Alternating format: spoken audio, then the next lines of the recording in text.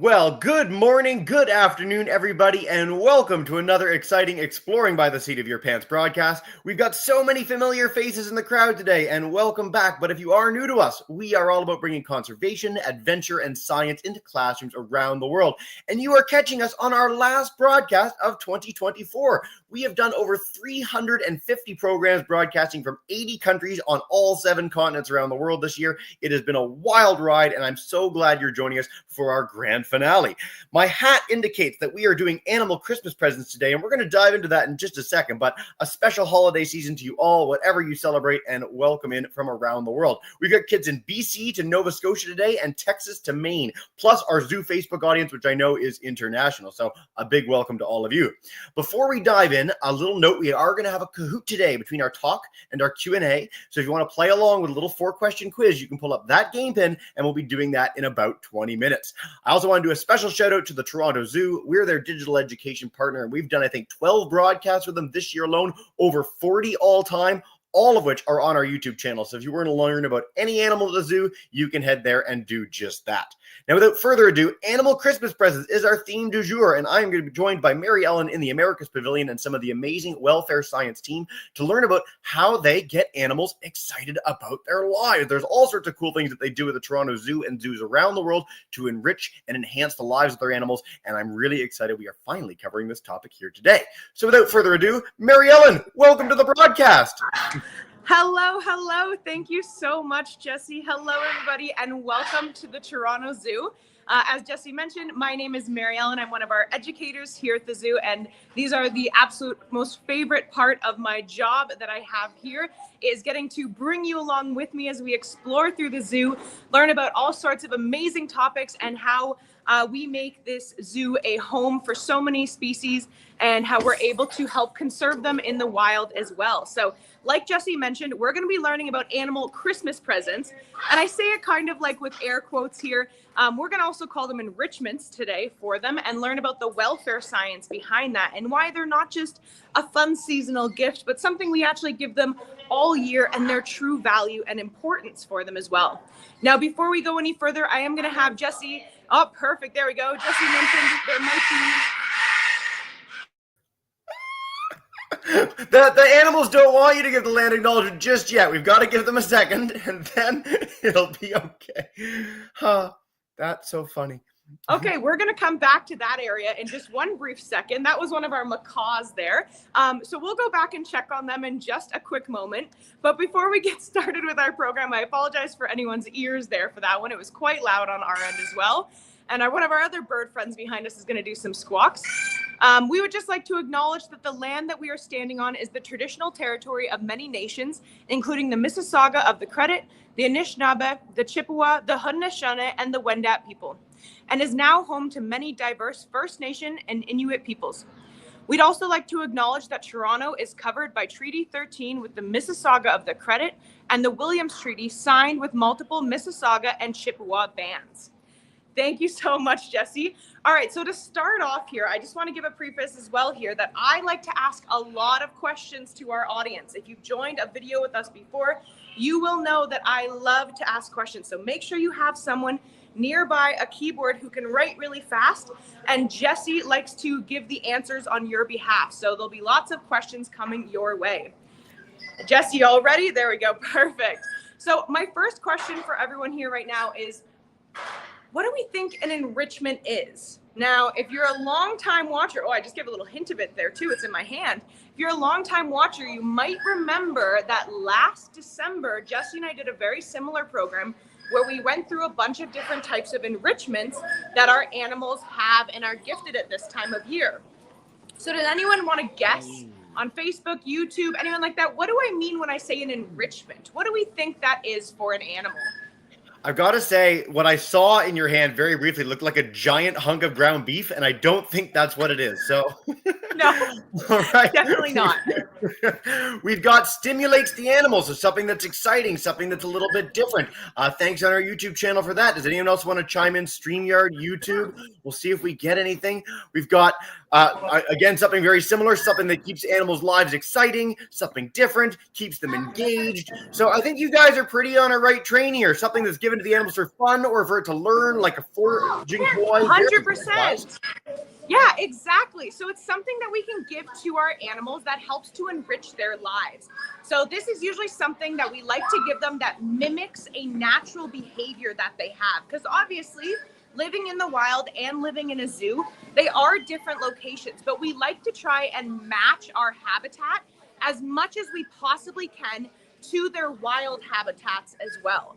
So that's a really important project for us. And it's not just done at Christmas time or around the holidays. This is something that we work on all year round. And this is a constant effort between our keepers, our welfare science team, our nutritionists, our vets, everyone. Multiple teams are involved with this to make sure that the animals are living their best, healthiest lives possible. Now that, our friend is almost there, we're almost ready to head back to our first bird or first animal to look for our enrichment. But to give us a couple of examples here, this is an enrichment item that is no longer in use. And you might be able to tell why. There's a couple holes in here and it looks a little bit sharp now. So it actually would become a little bit more dangerous. But does anyone want to guess what animal do we think this enrichment item came from? Ooh, I certainly couldn't put holes that big in something like that with my teeth. So I'm thinking something with some sharp, sharp teeth. Anyone else who wants to chime in, let's get those answers in the chat. YouTubers, Facebook audience, you guys are great so far. StreamYard audience, if you guys want to chime in too. We've got gorilla, we've got tiger or lion as our options. So gorillas do have big teeth like that. Tiger, lion is more where my mind went. Bear we've got. Let's see, StreamYard. Any other quick options? Otter, tiger, otter. Ooh, some of you might have seen the otter. Tell us more, Mary Ellen. So otter's a good guess. It is a hint I did give in my name that we are going to be looking at our otters a little bit later on. But this is not something that an otter could do. This is a very, very hard plastic that we have here. Although otters can be strong, they have to be able to get into their food.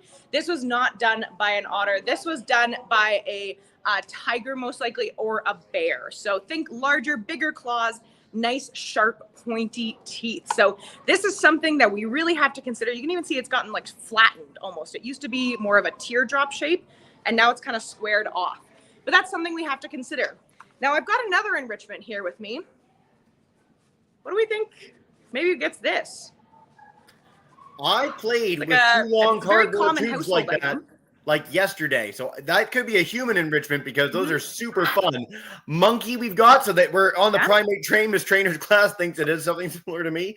Fantastic. Tiger again. The tigers are just getting everything. Birds, very good. Cool. Maybe our macaw in the background there. Good options, guys.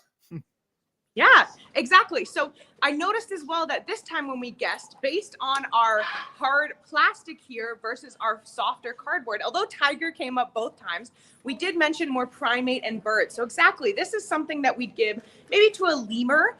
We could fold in the sides here just like this, so it makes it a little bit harder to get to the end, and they'd have to pop it open in order to get the food out of it. But this is definitely something that we could give to a different type of animal. And sometimes when you come to zoo camp in the summer, we actually have campers decorate items like this or paper bags, and then we can give them to some of the animals later on in the week as part of their enrichment during that week time as well, which is pretty cool.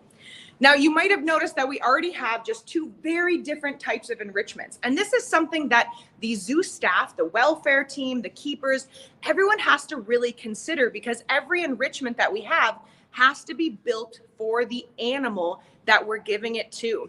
So for example, we wouldn't be giving an animal maybe like a fish, something that's made of cardboard. It would get really soggy very quickly, and it would start to disintegrate, and it would probably jam up or clog in their tank and filtration system, which would not be fun for anybody, the animal or the keepers or the plumbing staff. It would just be a whole mess. So we're not going to give something like this to otters either, because they have a semi-aquatic habitat. So we need to be able to give stuff to animals that we know that they can actually work with, And then we also need to be able to make sure that it's something that works in their natural habitat.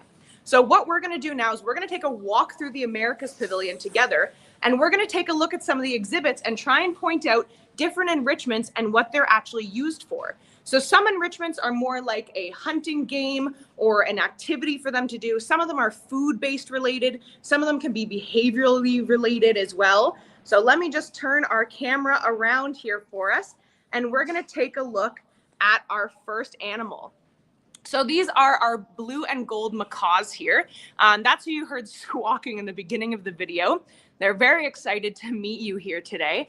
But what we can see based on their habitat here is they actually have quite a few different enrichment items. So just looking around, anyone want to guess what in here could be considered an enrichment item? Let's take a look through. There's a lot. It's really varied. I'm going to put myself off screen here. Anyone else who wants to check, what do we think some enrichment items might be in this enclosure? It's such a varied enclosure, too. There's so many different levels for them to go to, places to sort of hang out, hide, be out in the open. What do we think, everybody? Let's see our first comments. We've got the metal bucket. That was my first thing to see. Yeah. We've got all sorts of rope things. We've got hanging toys. You guys are on the ball. Boxes hanging, bucket, sticks. Holy, you guys are on the ball. That's that food in a feeder. Very good, everybody. Exactly. So right on it. So we have buckets, we have our ropes in here, we have different kind of like chew toys over there. We got some different hanging perches with rope on them. We have a food bowl down there. We also have this little like metal ball with tissue paper. So just even looking in here, I can see that some of our enrichments, like the ball with the tissue paper, might be a foraging activity. So macaws have these really nice, strong, big beaks, and they need to be able to dig in for their food. They can kind of search around for it, but they also have some pretty impressive feet as well. And part of owning birds, if you have a bird at home, you know that they need to have a lot of different textures and areas to stand on to make sure they have good foot health. So not only do they have big wide beams that they're able to walk across, but they have curly little ropes that they can go on. They have them at different levels. They have little sponges that they can walk on up there. So there's lots of different textures that they can also put their feet on, which is pretty cool. All right, let's head inside, and we're going to try and compare and contrast what we saw from our bird friends in there to maybe our next species that we see. So let's take a look in our first tank here. Now this one, it's pretty easy to see them, but it's also, I guess, kind of hard because a little bit different. They're not moving as much. This is a boa constrictor. So as you can see here, pretty big snake all curled up down at the bottom. And let me take a step back. Let's see, what kind of enrichment do you spot in this exhibit? All right. So please do chime in again. You guys are an amazing audience. Every time we do zoo programs, people are so on the ball. But look at the enclosure. See if you see anything. Very cool, guys. All right. What do we got coming in the chat? The water. So we've got sticks. So the little pool for the snake to be in. We've got things for it to climb on. We've got that little divot below where it can go into a different area. Big sticks, the little cave area. So yeah, all elements of the habitat that make it more interesting for the snake. 100%. You guys nailed it. And one thing to think about is these branches here are significantly bigger and sturdier than our branches we had in with the birds. Why do you think that might be?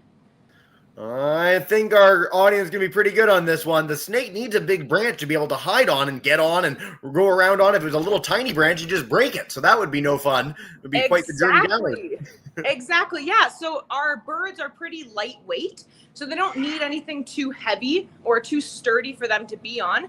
But animals like a larger boa constrictor, they definitely need a sturdier branch to feel safe and secure to wrap around. Now in here we have our golden lion tamarins.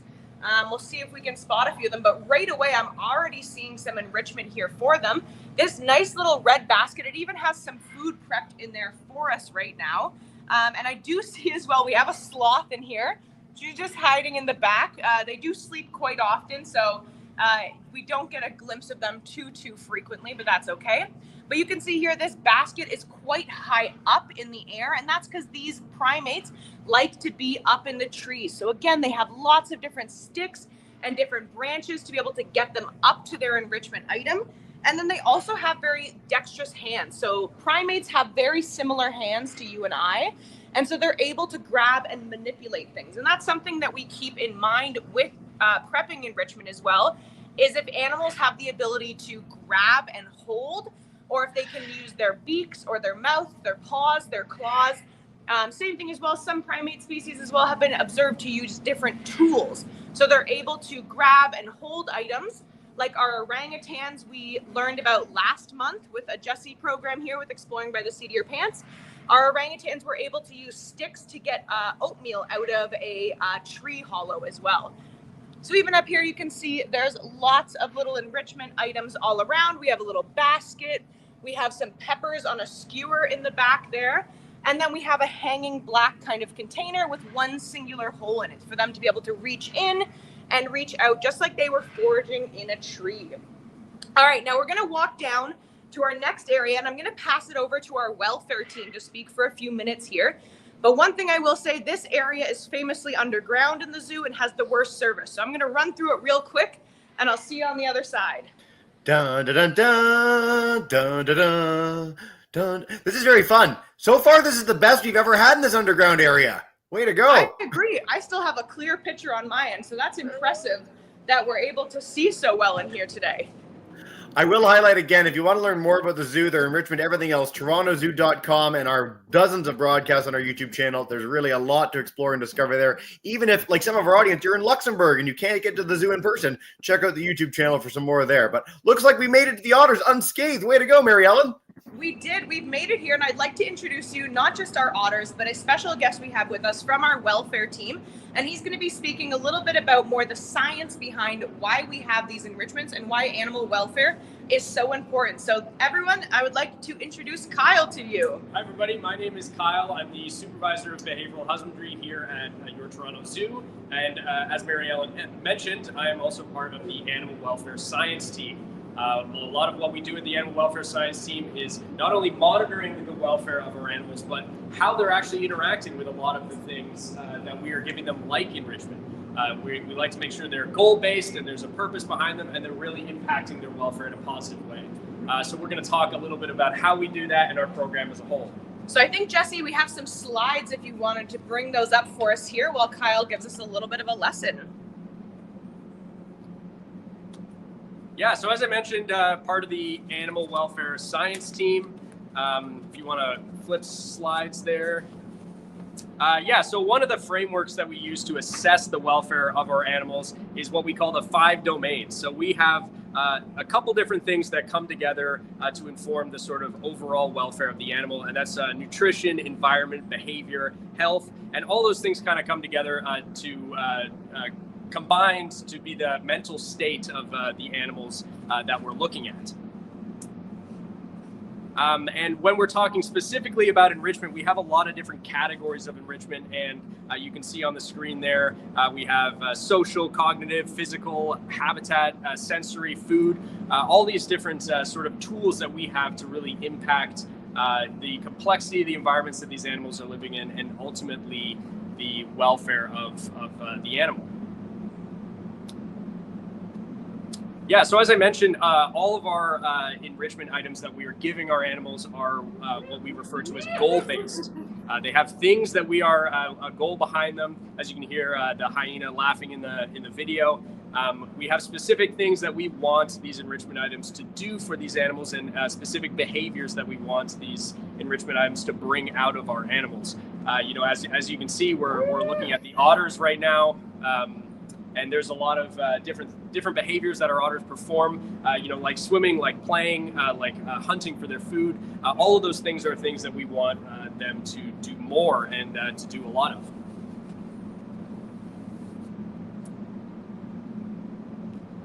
So another good example of a goal-based enrichment item here is our cougar playing with a ball with a feather in it, and you know, this again, we're trying to incorporate hunting and you know, overall activity levels and those sort of natural behaviors out of the cougar.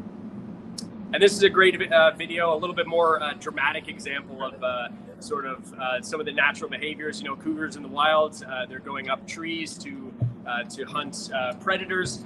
So this is a way of us feeding the animal in a novel way that really promotes those sort of behaviors that are really, really important to them in the wild. And, cats are very, very athletic. They have, they want to be climbing trees, and they're very powerful. So this is a good way of making sure they're able to do that and are, staying fit and doing things that are really important to them.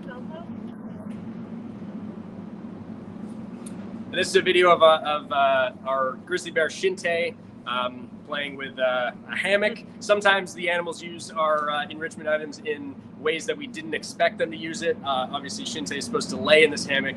Instead, she's using it as a little bit more interactive toy in her exhibit. So, and she's also got some nesting material in there that she's probably going to use to build a little bed for her when she goes into torpor for the winter. Awesome. Thank you so much, everyone. So we're going to pass it back to Jesse here. I think we have a fun little Kahoot for everybody, and then we're going to jump into some questions. Amazing. Well, first of all, Kyle and Mary Ellen, thank you so much for that. What amazing videos you guys have captured of the animals in action. The cougar with the ball reminded me, I watched Shrek the Halls the other day as my Christmas special, and Puss in Boots with the ornament that just drove it home for me. So thank you very much for incorporating that. As our otters are playing here, as Mary Ellen said, we are going to do a little Kahoot together. So test who is playing along, who is listening, fun understanding, and if you win Kyle, Mary Ellen, and I's everlasting respect. So that is pretty cool. If you want to pull up kahoot.it and the game pin 1412340, we're going to do that 4-question quiz right now. And then when we're done, we're going to dive in with all your questions. So anything you want to know about enrichment, the welfare, everything that we've learned today, lots of opportunity to explore and discover with that. And for those who are new to Kahoot, the faster you answer, the more points you get. And if you just want to yell out the answers at home, that is totally fine as well. I'm going to get us started in a second, and then we will get underway. Here we go, everybody. I hope one of our animal names that wins is an animal that we featured during today's broadcast. That's always my dream. All right. One more second to go. Question 1, true or false? Like people, zoo animals need stimulation, excitement, and novelty. I hope you all get this right. I like incorporating these questions that sound really easy, though, but are still a big challenge. So for years, for decades, people assumed that animals did not need these things, that they didn't care, that they had no benefit to them, that they were basically robots with fur and feathers, and that is simply not the case. So I hope we all get this correct. Yes, 100% true. Very good. That is why we're talking about all these Christmas presents or presents and enrichment today. Silver Hamster has our lead. Going to question 2. Animals in the wild will seek out enriching activities. So today we talked about the zoo. We talked about the things that they do at the zoo, Kyle and his team, to make sure that animals have these incredible opportunities. But in the wild, do they do this? Do they need enriching activities? Or when they're not in an enclosure, do they just not care? I hope the answer is clear for this one too. And that is certainly a enthusiastic, true. Animals seek out enrichment everywhere. Most of you got this right. Way to go. No matter what situation animals are in, like people, they will seek out novel experiences to make their lives better and more interesting. All right, Adorable Meerkat takes our lead. This is a multi-select. So Mary Ellen, you can help us out with this one. And this is on one of the slides. Some examples of enrichment categories are, so it's more than one correct answer: novel food items and presentation, habitat design and layout, social enrichment, or chess tournaments against grandmasters. I don't know. Maybe not. I don't know. That You ever last seen one. a crow before? They're pretty talented. They are pretty talented. Definitely be a chess master. I think some of the gorillas at your zoo too could also do some chess stuff, but most of our audience got this right. It is the first 3 answers. Those are our main things. We actually learned about some of these in the actual enclosures at the very beginning. All right, our leaderboard's all over the place. Great Puffin has our lead. Going to the final question, which is, you can do enrichment at home with your pets. This is something that a lot of people don't really think about. I only thought about years into having my dog back in the day. We've got 8 answers in so far. Let's see. YouTubers, Facebook audience, you guys have been amazing with these. Way to go. 4 more seconds. The answer is, of course, true. This is a pretty easy one. You guys nailed this. So yes, go home, give your dog or cat or bird or something to make their lives a little more different and interesting. It always helps. It's always exciting. Adorable Meerkat is number 3. Magic Falcon is second. And first for all the marbles, drum roll please, in our final Kahoot of the year, Great Puffin. Way to go, guys. So if you are any of these folks, let us know who you are in the chat.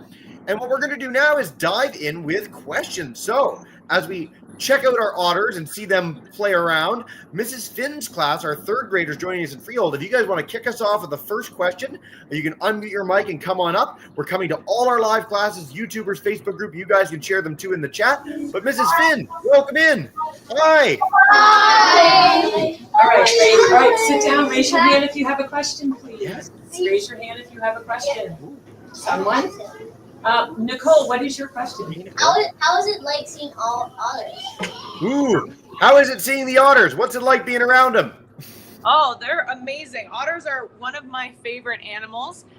They are very playful and an energetic species. So they love to kind of do their swimming here. They love to swim together, to play around. They're a little bit territorial with their space. So they do like their own home.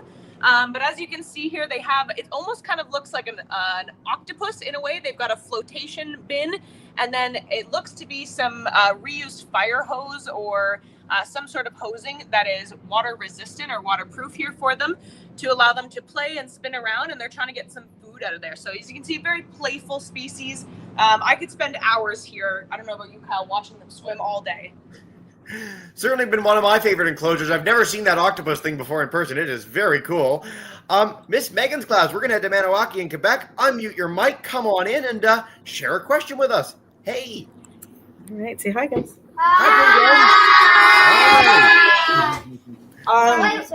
Our question was, what happens if it breaks while they're using it? Ooh. Oh, great question. Yeah. So what happens if an enrichment breaks? So similar to our red kind of teardrop shaped item here, if it's just broken and we see when the keepers are in there doing their normal cleaning or kind of routine and they notice that an enrichment item is broken, they would just simply remove it from the exhibit and then work on replacing it during their next time in the exhibit. If it breaks suddenly while the animal's using it, it's kind of a game time decision. If it's something that it won't hurt the animal and it's not going to hurt the exhibit or anything like that, they would probably just keep letting the animal use it until they can get in there to remove it. But if it's something that's going to be incredibly dangerous, the keepers might work on a recall, which can also be a form of training or enrichment for the animal's life. And maybe they will try and pull the animal and distract it away into a different section of their exhibit so they can go in and do an emergency removal for it. So it kind of depends on how badly it's breaking in that moment. Yeah, what a neat question. We didn't have that in the last time we did this, so very cool. Thanks, guys. All right, Oak Hills Terrace that brought in like other whole classes in San Antonio. They were so excited about this. Welcome in, guys, and take us away. Hey. No. Tell me a question. Okay, so what happens if they run out of supplies? Ooh. Oh, yeah. What happens if we run out of supplies for it? Well, I might pass this one off to Kyle here, and he can talk about kind of how our enrichments are built and where we get these items from. Yeah. So we do stock enrichment items throughout the year. We're constantly buying new enrichment items for all of our animals because our keepers come up with great ideas of new goals and new things they want the animals to be doing. And we have, animals that their preferences adjust, and we need to continuously be switching stuff up as we go. So we're constantly buying new enrichment items or buying supplies to build new enrichment items. Exactly. And you'd be surprised. Some items can be as simple as ones that you have in your home. And this would be a great one for if you have a cat at home. You can put some treats in it, maybe cut some holes in it, put the fold over the edges here. So they don't have to be super expensive toys. This is a DIY one in front of us as well. And they like to reuse a lot of the products that we have here. And you can also help. We haven't mentioned yet, but if you wanted to, you can go online to our website and you're able to actually purchase enrichment items for our animals for this holiday season as well. So we call it the enrichment giving tree. So we do get a lot of public donation and a lot of public help with it as well. How cool is that? I'll be sure to link that into classes if they're keen after the broadcast is done. That rocks. Cool question, guys. All right, let's head to our Toronto class. General Kurar, if you guys want to come on in and take us away, you are good to go. Hey. Hi. Oh, no. Oh, shoot. Sorry, we lost you for a sec. We're That's here. okay. You're good. I'm just going to say this is my team. We have some wonderful grades 6, 7, and Kinsey's here. Wonderful staff. We want to thank you both so much for having us. And we brainstormed questions this morning. So we would love to know, I'm going to read the questions, what we didn't learn yet, guys. What do you do with the tropical animals during the winter? Like right now in Toronto, we're freezing. Ooh. What happens like with the tropical animals? What do you Great do? question. Amazing question, and I can actually show you firsthand right now. So we're gonna go around the corner. So we're in the Americas building right now, which is a combination of North and kind of South America. So think cold in Toronto, you are correct. Coming over here from my building, I was freezing today. Had a whole hat and mitts on, everything like that.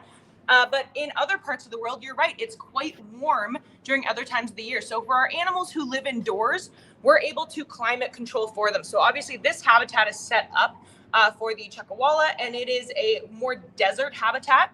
We also have heat lamps that can provide external heat for an animal who likes it quite a bit warmer.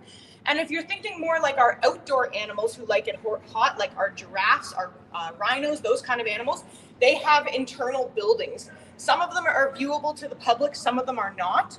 So for example, you can still see our giraffes all year long in their indoor habitat, but animals like our white rhinos and our hippos, you're not able to see during the winter because they have indoor winter habitats that they go into.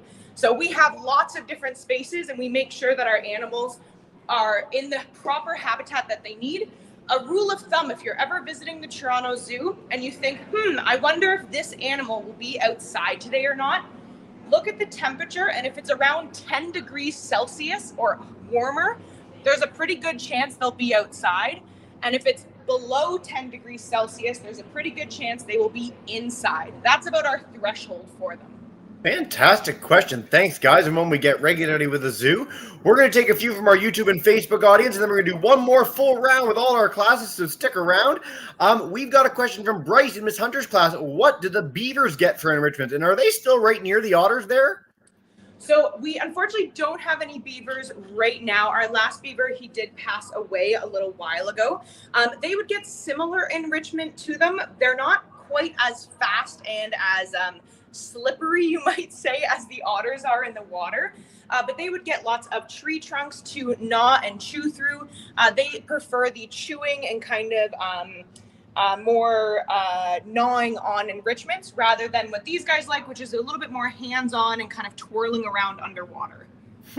I want to stress again, as we watch these otters mess around with this tube, that like we've had such luck in our zoo programs of having animals do the most incredible things that fit the theme of what we're talking about live and broadcast. It's uncanny. Like you never know what animals are going to do, and it's just been spectacular. So it's so cool we get to see that as we're taking these questions. All right. Tim noted that in a lot of your enclosures, you have multiple species. Is that enriching for the animals to have different kinds of birds or different kind of lizards with them when they're playing around? Oh, Mary Ellen, did you catch that? Yeah, we do have a lot of multi-species exhibits, and in a lot of cases that can be enriching. And you know, a big part of the enrichment programs for a lot of our animals is social enrichment, whether or not they are, you know, as you can see, our otters get a lot from living together, and a lot of our species can get a lot from living with other species as well. So yeah, that can be a very, very important part of their enrichment program. I must say, just for me personally, if I don't get out to the woods to see other animals very regularly, I feel very unenriched. So I need to get out and see other species all the time. So I love that question, Tim. Thank you so much for that. All right. One final question before we go back to our live classes. What's the largest enrichment you've made from Miss Riddle's group? Oh, I think maybe we'll go each of us here. I think personally, the largest enrichment I've ever seen is probably for our polar bears. They have gotten a giant like tire with fire hose weaved through it to almost make like a mini trampoline for them. And I know that they really enjoy that. And one of our males, I believe it was Hudson, has actually destroyed it before in the past, and they've had to remake it a few times. So I'd say that's probably the biggest I've seen. Yeah, I think as well with the polar bears, they also have a huge pole in their exhibit that we actually use to hang enrichment from, and it has an automatic feeder on it. So we got a very, very large pole in the middle of their habitat, and that's probably one of the largest enrichment devices that we have. Yeah, what a cool question. Thanks, you two. All right, we're going back for some live rounds. We got another 5 or so minutes. So, Mrs. Fitton's class, if you guys want to come back in, unmute your mic and take us away in freehold. Hi. Hello. A little bit louder, Lydia. A little bit louder. What was that again? What do otters eat? Oh, what do they eat? Oh, Yeah, yeah. great question. Yeah, what do otters eat? So they can have a bit of a variety of their main diet, but today they were actually getting, it looked like fish in their enrichment. But they can get quite a wide range of different foods. But they'll mostly eat a lot of fish, some crustaceans, and a little bit of vegetation as well. Nice. Sounds delicious and nutritious. Way to go, otters. Miss Megan's class, we're going to head to you, then Oak Hills Terrace, and we'll wrap up at General Currar. Again, a big thank you to all of you guys, and stay tuned for some more info about the zoo if you registered for today's program to follow up when the broadcast is done. But Quebec, come on back in. Hello, folks. Hi. Okay, we want to know where you keep all the food and what special food do they get.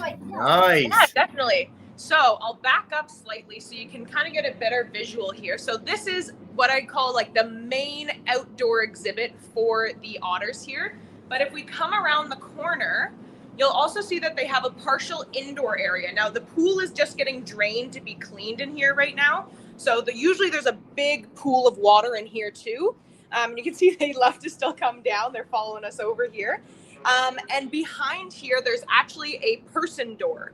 So there's a human-sized door over there, and that's where the food for them would be kept. In every area of the zoo, we have something called a keeper kitchen or a staff kitchen.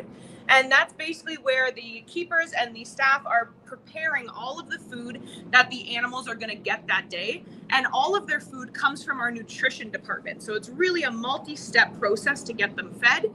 And our nutrition team comes bright and early at the zoo, starting at like 5 or 6 a.m. to be able to prep and weigh out all the food that every animal needs throughout the day. And then they deliver it actually to every area of the zoo for the animals to be able to have.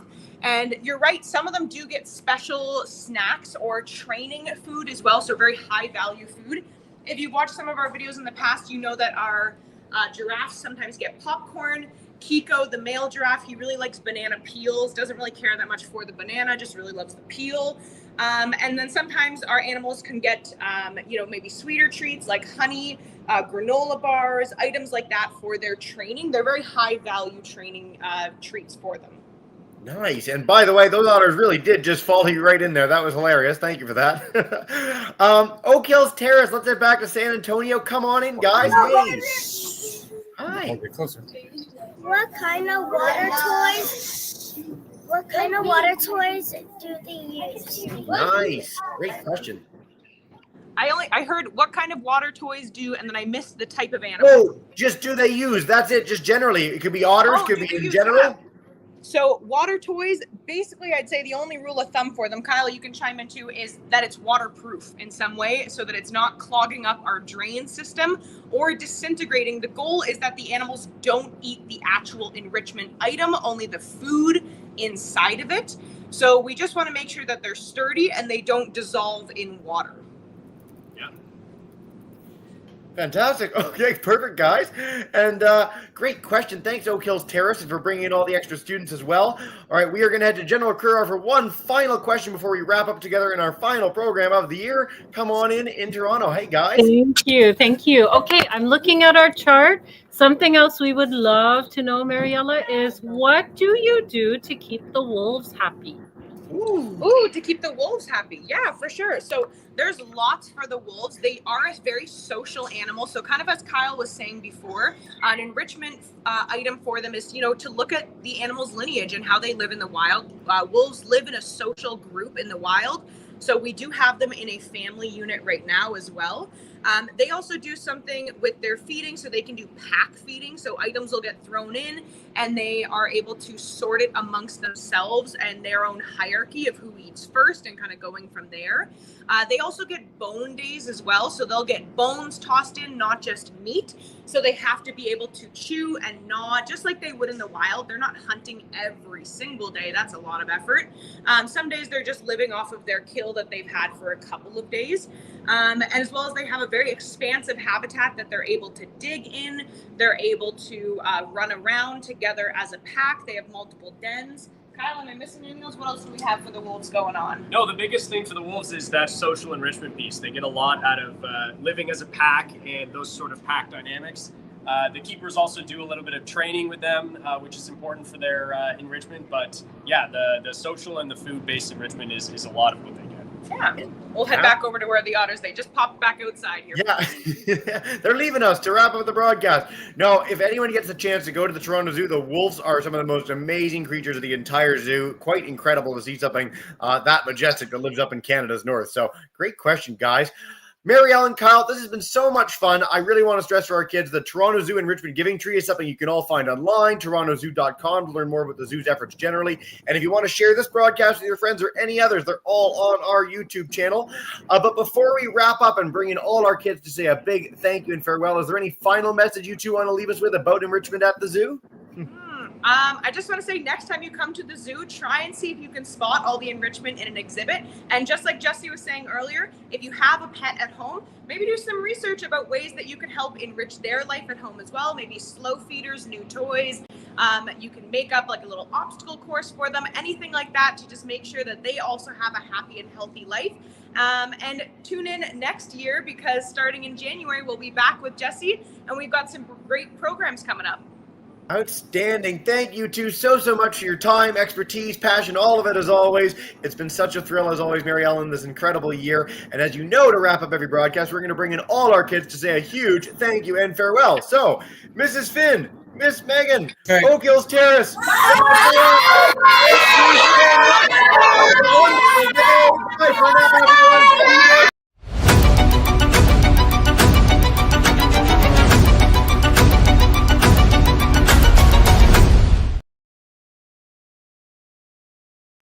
And we are